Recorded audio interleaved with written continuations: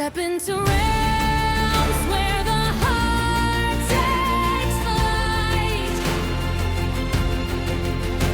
where strategy meets the edge of night. The Dungeons, Dragons, and Psychology Podcast. Prepare your mind.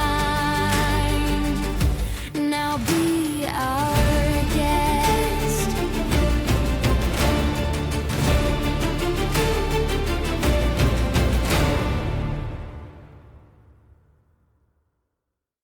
Imagine you're sitting around the table with your friends, character sheets in hand, immersed in a world of fantasy, danger, and magic. You're on the brink of a pivotal moment in your story, and the outcome hangs in the balance. So what do? You reach for your trusty set of polyhedral dice, and with a roll, the story unfolds. I'm Robert Walker, author of Session Zero, the DMG to writing great campaigns in any system. And this is my show, where I teach collaborative storytellers how to have more immersive campaigns using psychology. And today we're going to be unraveling the secrets behind dice rolls and talking about how to use them to craft a narrative that's both engaging, unpredictable, and also fun for both players and the game master. Now, just a quick note on my recording quality today. I am recording on the road as I am traveling for work once again. But please bear with me. I still wanted you to have an episode that was new for this week. So let's get into it. Now, first remember that dice mechanics aren't just random number generators. They're tools that can help you tell the story in a unique and captivating way. So here's a key piece of advice. You have to embrace unpredictability. When you reach for a 20-sided dice, or if you're one of the systems that use a D6 or the D10s, whatever it is, you're inviting chance to play a role in your narrative. So you have to let those high rolls be moments of triumph, and the low rolls add tension and adversity. Your character's success and failures are what give depth and authenticity to your tale. Another tip for using dice in your storytelling is to let them influence the plot. If a player rolls a critical success, maybe you add an additional hidden clue, or they strike a powerful blow that changes the course of the story. But on the flip side, those critical failures, you could consider introducing unexpected complications or plot twists that challenge the characters in new and exciting ways. Now, I always think of critical rolls or critical fumbles or whatever your system calls them. You don't always have to think of them as failures. They don't literally have to mean you fail at this challenge. I like the idea of they add something to make it more challenging, or they twist the story in an alternative way so that the party can still sort of be moving towards the same goal line, but it's going to shift, and how they're going to get there has to be different. I've used the analogy on this show a lot of thinking of your overall narrative as a road trip, where you know where you're starting and you know where you're ending, but you're letting your players dictate the route you're taking along the way. Well, one of the ways that you can let your players dictate the routes that you're taking to get there is by using the roll of the dice as a mode for their decision making. If they're rolling poorly, that's sort of making the decision of the path that they're taking to get towards that final destination. Remember, it's also not just all about the numbers. It's also about the emotions and the psychology behind these rolls. When players pick up their dice, their hearts race with anticipation, especially if the roll is an important one to the story. They're investing emotionality into the outcome, and you can use this to your advantage. Encourage your players to describe how their characters are reacting to their success and failures. I've even gone so far as, when a character criticals, allowing them to describe what happens on the attack or on the skill that is really cool about it. And this can give them the opportunity to contribute to the narrative collaboratively. It is, after all, a collaborative storytelling game. So dive into the psychology of their characters and look for storytelling opportunities that coincide with these epic successes or failures or changes of what needs to happen in the story. Never forget this power of collaboration.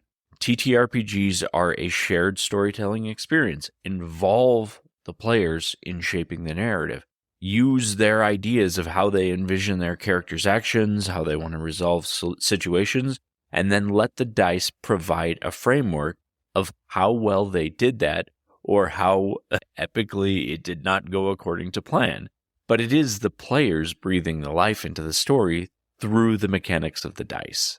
And lastly, remember that it's not just about winning or losing. It's about the journey.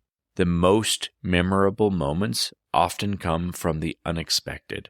From those times when the dice take the story in an entirely new direction that nobody saw coming, if you embrace that little bit of chaos and you find that your adventures are more thrilling because of they go in a way that you didn't expect, and there is something about surprise that grabs our attention. So even as a dungeon master, being surprised can be important in being immersed in the story. Let's head over to Tricks of the Trade.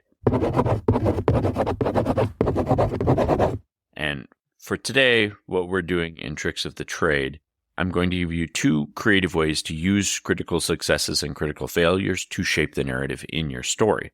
So the first one is going to be fate-defying use of it. This is a little bit more of your traditional. So on a critical success, when a player rolls their critical success, their character doesn't just succeed, they achieve something extraordinary. So this moment becomes an opportunity to grant their character a temporary narrative advantage. For example, if a character is attempting to persuade a hostile NPC to join their quest and they roll that success, perhaps the NPC not only agrees, but is so moved by their plight or by their quest that they pledge their undying loyalty. This NPC could become an ally and have a significant presence that influences the unfolding story going forward. Conversely, if they roll the critical failure on that, then instead of a straightforward failure, you could introduce a concept of a twist of fate. This twist could involve an unexpected stroke of luck that counters the failure. For example, if the character is trying to disarm a trap and fails, rather than setting it off, they might accidentally trigger a hidden cache containing information or treasure. This twist could reward players for creative thinking, and it could keep the story dynamic moving forward. So you don't always have to use that failure as a success. You can use it. You don't always have to use that failure as a straight failure. You can use it as an alternative success. So maybe the trap goes off, yes, and they take the normal amount of damage from the trap going off. But the twist of fate also caused something unique to happen in the room. Next, we have echoes of the past. So when a player rolls a critical success in this concept, use it as an opportunity to tie their success to moments in their backstory. This connection could reveal hidden talents, forgotten memories, or long-lost connections to the world. For example, a character with a mysterious past rolls this critical success during a research task.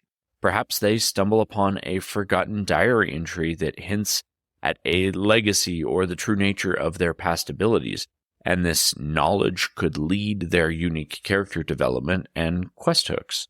And then on the flip side, the critical failures can unveil unresolved issues from their past.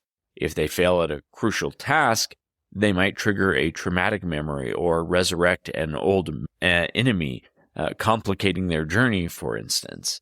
So their attempt to negotiate with a rival faction could critically fail, and the failure could lead to a rival from their past resurfacing with a personal vendetta, adding more depth to the character's story and layers of intrigue. So these are ways that you can use successes and criticals that are supposed to be failures and twist them in very unique ways to your story. Now, I wouldn't recommend doing this in all stories, obviously, but if you use it with the right amount of flavor and put it in the right places in your game, you can use those dice to really unfold the narrative in different ways or really unique ways that will be memorable to your players.